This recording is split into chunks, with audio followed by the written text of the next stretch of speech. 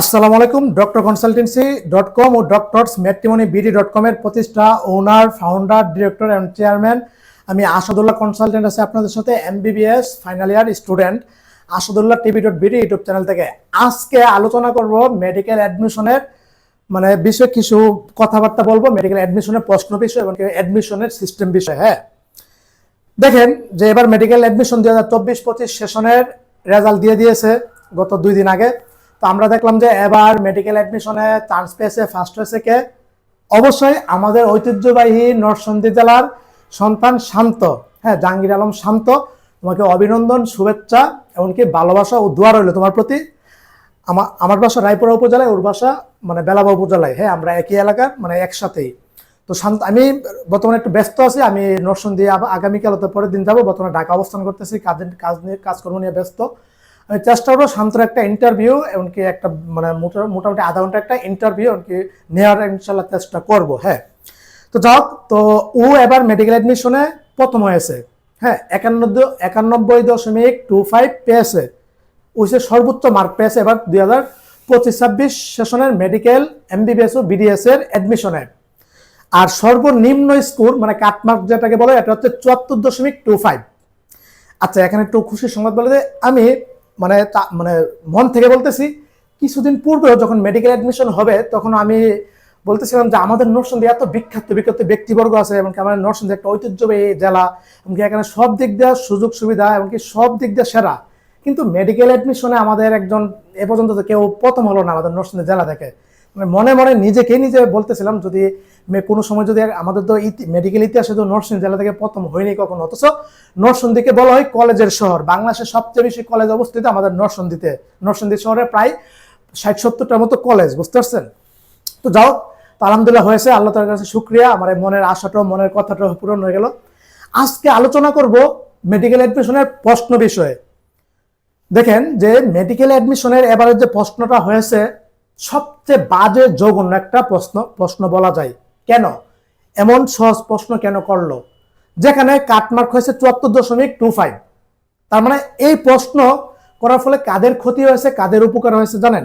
দেখেন, আমি স্বাস্থ্য অধিদপ্তরের বিরুদ্ধে সবসময় কথা বলি, ওদের দুর্বল পয়েন্টগুলি ধরে তুলি, ওদের দুর্নীতিগুলি ধরে তুলি। বুঝছেন, অলরেডি গত 2 সপ্তাহ আগে কিন্তু স্বাস্থ্য অধিদপ্তর নিয়ে আমি 26 মিনিট একটা লেকচার দিয়েছি। ওদের যত দুর্নীতি, আকাম কুকাম নিয়ে সবকিছু একটা আমি কিন্তু অনলাইনে একটা লেকচার দিয়েছি। আমি কিন্তু কাউকে পরোয়া করি না, কাউকে ভয় ডর করি না। একমাত্র আল্লাহ তাআলাকে ডরাই, বুঝতে পারছেন? আমি সত্যের পক্ষে আছি, ন্যায়ের কথা বলি। এমনকি আমি নিজে একজন সাহিত্যিক, কবি, বিদ্রোহের পক্ষে আমি কথা বলি, বুঝতে পারছেন? যেখানে দুর্নীতি হয় সেটার বিরুদ্ধে আমি সবসময় কথা বলি, বুঝতে পারছেন? তো যাও, এই প্রশ্ন সহজ করাতে উপকার কার হয়েছে, অপকার কার হয়েছে? মেডিকেল, বাংলাদেশের সবচেয়ে জাঁকজমক একটা পরীক্ষার নাম হলো মেডিকেল অ্যাডমিশন। দীর্ঘ প্রায় 12টা বছর অনেক পরিশ্রম, কষ্ট, মেহনতের পরে অবশেষে 12 বছর পরে স্বপ্ন পূরণ করার জন্য ওরা একটা অ্যাডমিশন দেয় 1 ঘন্টা 15 মিনিটের। এই একটা পরীক্ষায় 1 ঘন্টা 15 মিনিটের পরীক্ষা নির্ধারণ করে ওকে ডাক্তার হবে, সাদা অ্যাপ্রন স্টেথোস্কোপ গলায় ঝুলাবে নাকি ডাক্তার হবে না, এটা নির্ধারণ করে। দেখেন যে মেডিকেলের মতো একটা জিনিস, এখানে লাখ লাখ স্টুডেন্ট, যে পরিমাণ স্টুডেন্ট অ্যাডমিশন দেয় অন্য কোথাও এত অ্যাডমিশন দেয় না। এই মেডিকেল জিনিসটাতে একটা আবেগ, ভালোবাসা, একটা উত্তেজনা সবসময় কাজ করে। দেখুন যে এমন সহজ প্রশ্ন করাতে যারা শ্রেষ্ঠ প্রস্তুতি নিয়েছিল, যারা দিন রাত পরিশ্রম করেছিল, যাদের পরিশ্রম করতে করতে একদম নিজেকে শহীদ করার পর্যন্ত, এমনকি নিজের চেহারা শরীর একদম অসুস্থ বানিয়ে দিয়েছিল, ওরা কিন্তু ওইভাবে চান্স পায়নি। পেয়েছে কারা? যারা সারা বছর লেখাপড়া করেনি ঠিক মতে, বই দেখছে, মেলছে, উল্টাইছে, সিরিয়াস ভাবে পড়েনি, এমনকি ওরাই কিন্তু ভালো রেজাল্ট করেছে, এমনকি চান্স পেয়েছে অনেকেই। কিন্তু যারা সিরিয়াস ভাবে প্রস্তুতি নিয়েছিল ওরা কিন্তু চান্স নেই। ওদের জন্য একটা ক্ষতি সহজ প্রশ্ন করলে। কেন? ওরা জোরদার দেয় কঠিন প্রশ্নগুলিতে, ওরা সহজ প্রশ্ন স্কিপ করে, সহজ প্রশ্ন ওইভাবে পড়ে না। যেহেতু মেডিকেলে এত সহজ প্রশ্ন আসে না। কিন্তু যারা ওইভাবে খেলাধুলা, ওইটা ঘোরাফিরি, প্যাম্পিরিতে, মোবাইল টিপা, চ্যাটিং সবকিছুতে ব্যস্ত ছিল, ওরা কিন্তু অবশেষে কি না পড়ে কিন্তু ভালো একটা রেজাল্ট, এমনকি চান্স পেয়ে যায়। দেখুন, যারা ইঞ্জিনিয়ারিং প্রস্তুতি নিয়েছিল ওরা এই প্রশ্নে চোখ বন্ধ করে পরীক্ষা দিলে অটোমেটিকলি চান্স পেয়ে যাবে, কিন্তু এটা বাস্তব। এবার সেকেন্ড টাইমার চান্স পেয়েছে 1700 স্টুডেন্ট, এমনকি বাকিগুলি ফার্স্ট টাইমার। এই সহজ প্রশ্ন করলে উপকার হয় ফার্স্ট টাইমারদের, সেকেন্ড টাইমারদের ক্ষতি। সেকেন্ড টাইমাররা এমন পরিশ্রম করে যেটা বলার ভাষা নাই, বুঝতে পারছেন? প্রশ্ন সহজ করলে সেকেন্ড টাইমারদের ক্ষতি, প্রশ্ন সহজ করলে যারা সিরিয়াস প্রস্তুতি নেই, ফার্স্ট টাইমার ও সেকেন্ড টাইমার, ওদের জন্য ক্ষতি, বুঝতে পারছেন? কিন্তু যারা প্রস্তুতি নেয় না, মিডিয়াম প্রস্তুতি, এমনকি যারা অন্য লাইনের ভার্সিটির স্বপ্ন, বুয়েট স্বপ্ন, ইঞ্জিনিয়ারিং স্বপ্ন, ওদের লাভবান হয়ে যায়, ওরা চান্স পেয়ে যায়। এটা হচ্ছে সবচেয়ে ক্ষতি। এক। দুই, দেখেন যে মেডিকেল নামক একটা, আমরা বিগত বছরগুলির সাথে তুলনা করি, গত বছর কাটমার্ক ছিল 73, এর আগের বছর কাটমার্ক ছিল মনে 72-এর মতো। 2000 কত এসএসসি 2018 বেসে যারা মেডিকেল অ্যাডমিশন দিয়েছে ওদের কাটমার্ক কত ছিল জানেন? ওদের কাটমার্ক ছিল মানে 2017-18 সেশনে কাটমার্ক কত ছিল জানেন? মানে সর্বনিম্ন মার্ক ছিল 58 পায় চান্স পাইছিল মানে এই কাটমার্ক পেয়ে। তার মানে কি পরিমাণ স্ট্যান্ডার্ড, কি পরিমাণ কঠিন প্রশ্ন করেছিল। ওইগুলো হচ্ছে মেডিকেল অ্যাডমিশন, ওইগুলো হচ্ছে প্রতিযোগিতা, ওইগুলো হচ্ছে ডাক্তার হওয়ার একটা প্রতিযোগিতার মাধ্যম, একটা অ্যাডমিশন বলা যায়, বুঝতে পারছেন? একটা স্নায়ু যুদ্ধ বলা যায়। কিন্তু এর পরের বছর যেটা আমাদের সেশন 2019-20 সেশন, 2019-20 সেশনে প্রশ্ন ছিল স্ট্যান্ডার্ড মানের, 2020-21 সেশনও প্রশ্ন ছিল একদম স্ট্যান্ডার্ড মানের। এখানে বাংলা প্লাস ইংলিশ ভার্সনের প্রশ্ন করেছিল, বুঝতে পারছেন? ইংলিশ ভার্সন কোনটা জানেন?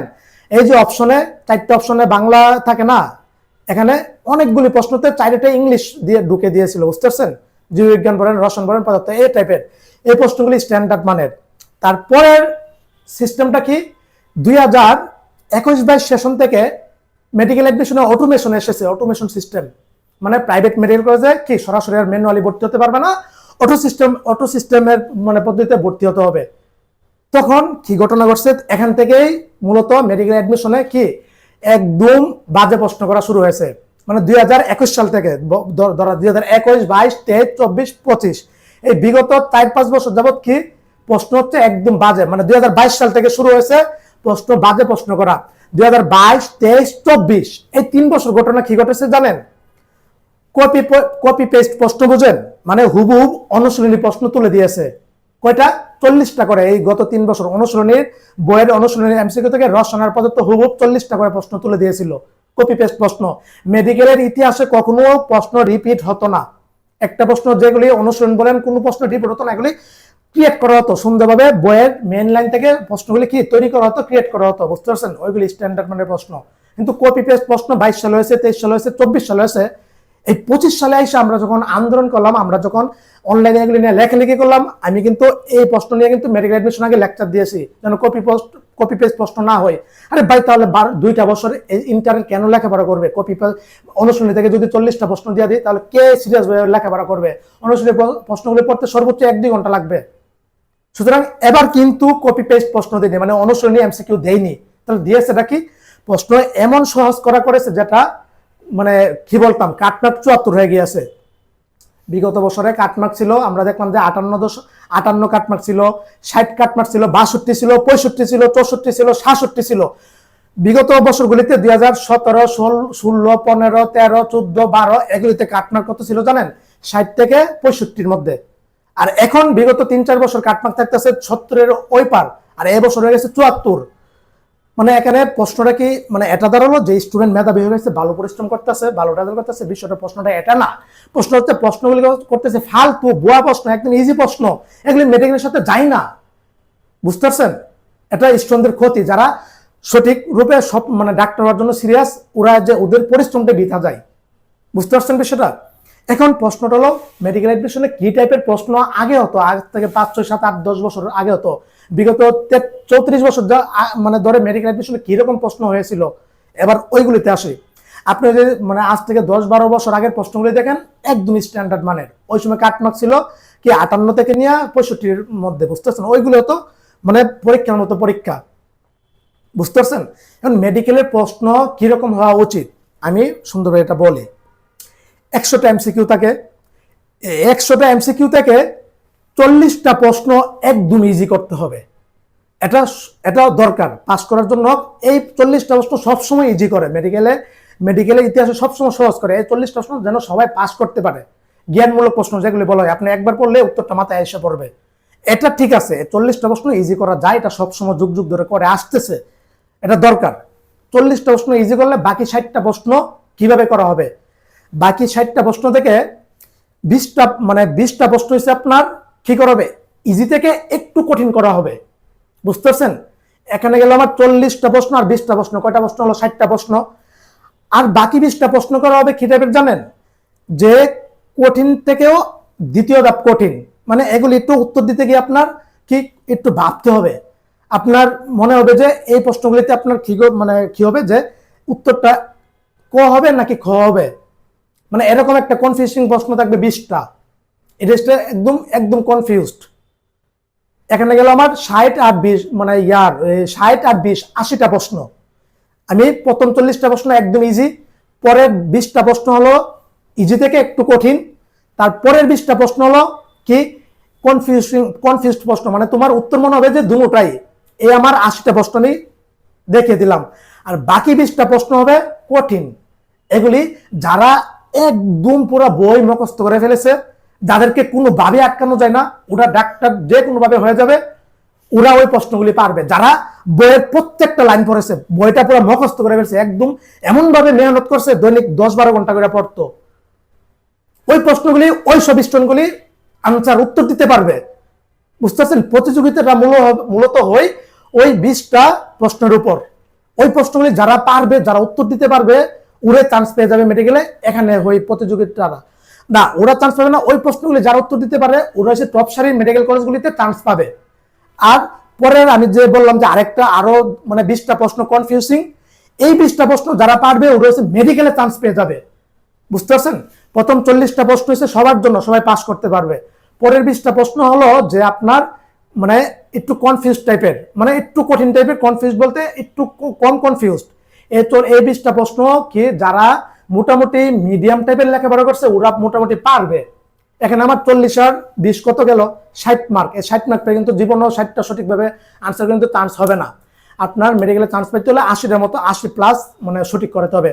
তারপরের যে 20টা প্রশ্ন একদম 50-50 কনফিউজড, ওই প্রশ্নগুলি যারা আনসার করতে পারবে, ওরা মেডিকেলে চান্স পাবে। বুঝতে পারছেন? ওইখানে হবে প্রতিযোগিতারা মেডিকেলে চান্স পাওয়ার জন্য। আর পরের 20টা প্রশ্ন যারা উত্তর করতে পারবে, ওরা হচ্ছে টপ সারির মেডিকেলের মধ্যে ডিফারেন্স হবে। যে এই প্রশ্নগুলি যারা উত্তর দিতে পারবে, ওরা হচ্ছে টপারে যাবে, টপারে ঢাকার মধ্যে, এমনকি টপ 10-15টা মেডিকেল কলেজের মধ্যে। এটা হচ্ছে প্রশ্ন করার নিয়ম, পদ্ধতি, সিস্টেম। কিন্তু এবছর কি প্রশ্ন বললো? হ্যাঁ ভাই, 100টা থেকে 80টা প্রশ্ন একদম ইজি, সহজ। তবে যে মিডিয়াম স্টুডেন্ট ছিল, এও পারবে। যে সিরিয়াস ভাবে পড়ছিল, হ্যাঁ এমনি ওভার কনফিডেন্স, যারা সিরিয়াস ভাবে কঠিন পড়তে পড়ছিল, ওরা কিন্তু এটাতে লস ওদের। কেননা ওরা কঠিন প্রশ্নতে জোর দাব দিত বেশি, সহজগুলি ওরা এমনি তো পারতো। এই যে ঘটনা। তো এই টাইপের প্রশ্নগুলি করা দরকার, কিন্তু ডাক্তাররা এতই ব্যস্ত থাকে, এত ইয়া থাকে, ওরা কি ওই কঠিনে গভীরে ঢুকতে চাই মানে যায় না। কিন্তু ঘটনা এখানে না, ঘটনা হলো অন্য জায়গায়। বুঝতে পারছেন? কোন জায়গায়? ঘটনা হলো যে প্রশ্ন সহজ করলে কেন করতেছে, প্রশ্ন সহজ করলে লাভটা কার হচ্ছে? ইয়েস, প্রাইভেট মেডিকেল কলেজের। এই প্রাইভেট মেডিকেল কলেজ অ্যাসোসিয়েশন কি কোটি কোটি কোটি কোটি টাকা হয়তো বা কি এখানে ওদেরকে দিচ্ছে। আপনার প্রশ্ন সহজ করবেন যেন সর্বাত্মক পরিমাণ পাস করতে পারে, প্রাইভেট মেডিকেল কলেজগুলির জন্য সিট ফিল আপ হয়ে যায়। এটা একটা ব্যবসা, বিজনেস। আমি নিজে প্রাইভেটে পড়ি, কিন্তু আমি দুর্নীতির বিরুদ্ধে কথা বলতেছি আজকে। বুঝতে পারছেন? এই ওরা যে এখানে টাকা দিচ্ছে অথবা যেভাবে হোক ম্যানেজ করতেছে, এটা লাভ হচ্ছে প্রাইভেট মেডিকেল কলেজগুলি ব্যবসার ক্ষেত্রে, বিজনেসের ক্ষেত্রে। সত্য কথা, বাস্তব কথা, একথা কেউ বলবে না, মিডিয়াতে কখনো বলবেও না কেউ। বুঝতে পারছেন? তখন ওদের লাভ কোটি কোটি কোটি কোটি টাকা, ওদের লাভ। বুঝতে পারছেন বিষয়টা? কেননা বেশি পাস করলে ভর্তি হবে, বেশি সিট ফিল আপ হবে। আমরা জানি যে গত বছর প্রাইভেট মেডিকেল অ্যাডমিশনে কি 700 সিট ফিল আপ ছিল, মানে 500 থেকে 700 সিট কি ফাঁকা ছিল। এই 500 থেকে 700 সিটে যদি ভর্তি নিত মানে হতো, তাহলে কয়েকশো কোটি টাকা কি ওদের লাভ হতো। এটা লস হয়ে গেল না?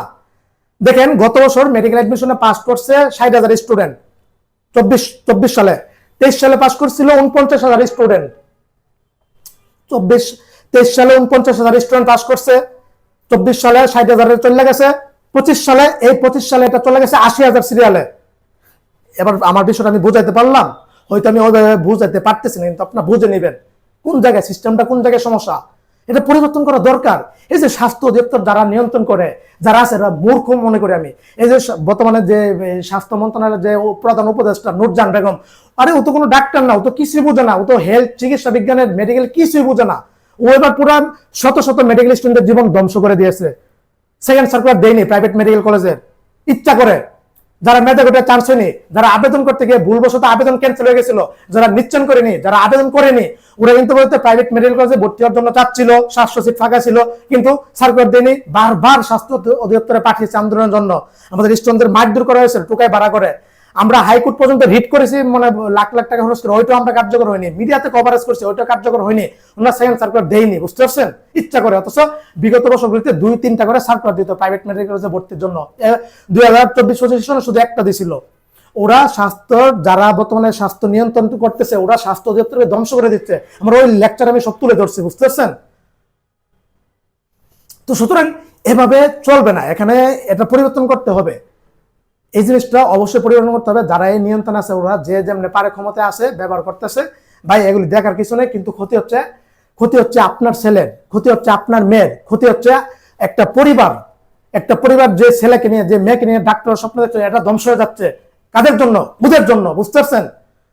সুতরাং যারা চান্স পায়নি, এটা দোষটা আপনাদের না, দোষটা হচ্ছে এই ব্যবস্থাপনার।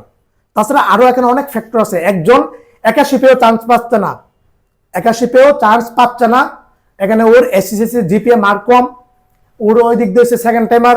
এই জিনিসগুলি পরিবর্তন করা দরকার। আমি মনে করি জিপিএ মার্ক থাকাই দরকার নাই, শুধু মেডিকেল অ্যাডমিশনের রেজাল্ট হোক। বাংলাদেশে শুধু 2বার মেডিকেল অ্যাডমিশন দেওয়া যায়, কিন্তু আমাদের পার্শ্ববর্তী দেশ ইন্ডিয়াতে 5-6বার দেওয়া যায় নিট পরীক্ষা, মেডিকেল অ্যাডমিশন, বুঝতে পারছেন। বাংলাদেশে কেন একাধিকবার করা হোক, 3-4বার করা হোক, ওরা ওদের নিজ যোগ্যতায়। যদি বাংলাদেশে থার্ড টাইম পরীক্ষার জন্য আমি অনেক কন্টেন্ট দিয়েছি, কয়েকটা কন্টেন্ট লেকচার দিয়েছি, যদি চালু করা হয়, এখানে দেখবেন 600-700 স্টুডেন্ট চান্স পাবে। যদি থার্ড টাইম চালু করে, থার্ড টাইম দিয়ে 600-700 না 1000 স্টুডেন্ট চান্স পেয়ে যাবে। কিন্তু ওরা, আরে ভাই মেডিকেল সেক্টরে এমবিবিএস এ কিন্তু 5 বছরের কোর্স, মোটমাট 6 বছর ইন্টার্নশিপ, কেউ পাস করে 8 বছরে, কেউ 9 বছরে, কেউ 10 বছর, কেউ 15 বছরে, কেউ 20 বছরে। আমার চ্যানেলে কন্টেন্ট আমি প্রমাণ সহ করে দিয়েছি। 5 বছরের এমবিবিএস পাস করেছে 15 থেকে 20 বছরের শত ডাক্তার, দেখে নেন। এই গত 20-25 দিন আগে এই দিয়েছি। তাহলে এদিক দিয়ে ও চান্স পাচ্ছে না, এদিক দিয়ে আপনি 2 বছর, 3 বছর, 4 বছর, 5 বছর সময় দিলে কি সমস্যা? কোনো সমস্যা আছে?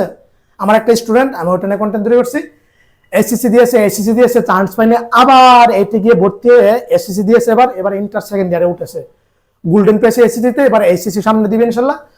দেখেন কত 7টা বছর জীবন থেকে ও লস করেছে এই মেডিকেল সেক্টরে দেওয়ার জন্য। এভাবে কিন্তু অনেক স্টুডেন্ট আছে সিরিয়াস। যদি আপনার থার্ড টাইম চালু করতেন, মানে 4বার দেওয়ার সিস্টেম চালু করতেন, তাহলে কিন্তু ওরা ওদের নিজ যোগ্যতে চান্স পেত। আপনাদের তো কোনো সমস্যা নাই, ভারত এটা করছে, তাহলে আপনারা কেন করতেছেন না? স্বাস্থ্য দপ্তরে অনেক মানে আছে। আগে জিপিএ মার্ক থেকে ছিল 200 মার্ক, অ্যাডমিশন থেকে 100-300 মার্ক ছিল, এখন বর্তমানে 200 মার্কে হচ্ছে। আমি মনে করি যে জিপিএ থেকে এই বেশি মার্ক রাখা দরকার নাই, 100 মার্কও রাখা দরকার নাই। ভার্সিটিগুলিতে কিন্তু কি 20 মার্ক, 30, 40, 50 মার্ক থেকে রাখে জিপিএ থেকে। মেন প্রতিযোগিতা হোক মেডিকেল অ্যাডমিশনের প্রশ্নের উপর, এটা মনে হয় সবচেয়ে বেশি বেস্ট ভালো হয়। যেমন গত সেশনে আমার একটা স্টুডেন্ট শরীয়তপুরের আব্দুল্লাহ, ও পেয়েছিল 81.25, যেখানে ও ডিএমসিতে ঢাকা মেডিকেল কলেজে ট্রান্সফার দরকার, সেখানে ও চান্স কি কোনো মেডিকেল কলেজে পায়নি। পজিশন ছিল 12,000। অবশেষে আমার পরিচালনায়, আমার কাউন্সিলিং এ, আমার পরামর্শে, আমার গাইডলাইনে আলহামদুলিল্লাহ ওকে প্রাইভেট মেডিকেল কলেজে ফ্রিতে পড়ার সুযোগ করে দিয়েছে, এবং কি ঢাকা শহরের টপ মেডিকেল কলেজে আলহামদুলিল্লাহ ফ্রিতে পড়তেছে, বুঝতে পারছেন। ও কিন্তু সরকারিতে কিন্তু যোগ্য হয়, কিন্তু মেধাবী যোগ্য, কিন্তু কি এই ব্যবস্থাপনার কারণে কিন্তু ও অবশ্যই চান্স পায়নি। গতবার চান্স পেয়েছে কাটমার্ক 73 ছিল, 73 স্টুডেন্ট থেকে কি ও বেশি যোগ্য নয়? ও তো 81 তুলেছে। ও কেননা এসএসসি ওর জিপিএ 4 ছিল, 5 ছিল না বিদায় এইভাবে কমেছে। এভাবে মেধাবীরা জ্বরে যায়, বুঝতে পারছেন। এভাবে অনেক স্টুডেন্ট জ্বরে গিয়েছে এবং যাবে। তো এই সিস্টেমগুলি পরিবর্তন করা দরকার মেডিকেল অ্যাডমিশনে। যাক, অনেক কথা বললাম। আমি বর্তমানে স্বাস্থ্য অধিদপ্তরের পাশে আছে, বুঝতে পারছেন, নোয়াখালীতে। তো বিদ্রোহের কথা, মানে অন্যায়ের বিরুদ্ধে আমি সবসময় কথা বলে যাচ্ছি। আমি তো একজন লেখক, একজন কবি, সাহিত্যিক, বুঝতে পারছেন। তো সুতরাং যেখানে অন্যায় হবে, যেখানে দুর্নীতি হবে, যেখানে কি জুলুম হবে, অত্যাচার হবে, এটার বিরুদ্ধে ইনশাল্লাহ মৃত্যুর আগ পর্যন্ত কথা বলবো। যদি এক কথা দিলে আমার মৃত্যু হয়, তাহলে যেন আল্লাহ তাআলা এটা আমার শহীদ মৃত্যু মর্যাদা লাভ করে। এই ছিল। সবাই ভালো থাকো, সুস্থ থাকো। আরো অনেক বিষয় আছে, এগুলি সবকিছু সমাধান করা হোক। আমাদের ছেলেমেয়েদের ডাক্তারি পড়াটা সুন্দর করে দেওয়া হোক, একটা কি সাম্য অবস্থানে আনা হোক। আসসালামু আলাইকুম ওয়া রাহমাতুল্লাহি ওয়া বারাকাতুহু।